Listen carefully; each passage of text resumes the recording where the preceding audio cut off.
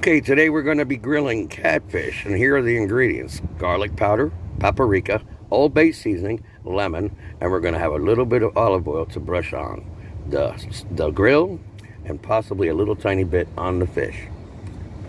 All right, let's see what happens. Okay, so we got the fish, the catfish, all seasoned on the one side, and when I flip them over, the only thing I'm going to put on the other side is black pepper and a little bit of all seasoning, and we're going to see.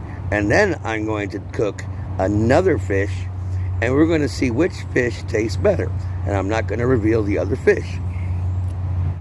Okay, so I flipped them over now, and all I put on the other side is black pepper and the all-purpose seasoning, you know, my famous seasoning that I love so much. And now that means that every little bite's going to have an exploding flavor on those taste buds. Let's see what happens.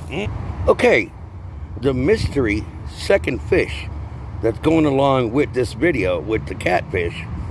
This is a clue right here. Now we're gonna, if everybody watched my videos, you might get a clue of what that mystery fish is. We're gonna find out. Okay, so we just took the mystery fish, which is the clue, the cast iron skillet.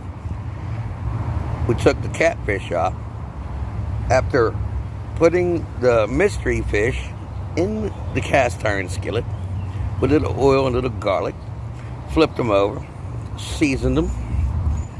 Now we're putting them on the grill, and we're going to see which one tastes better. Delicious. There it is with the lemons on the side. You always want to put a little lemon at the very end while you're cooking it, and then you serve the lemons on the side. Well, I gotta go, I'm chewing. Okay, so now we finished the mystery fish, which you all gotta figure out. Leave a comment below, and we separated with a paper towel. One big Tupperware, two kinds of fish. All right, thanks again. Dave, Yanis Outdoor Adventures.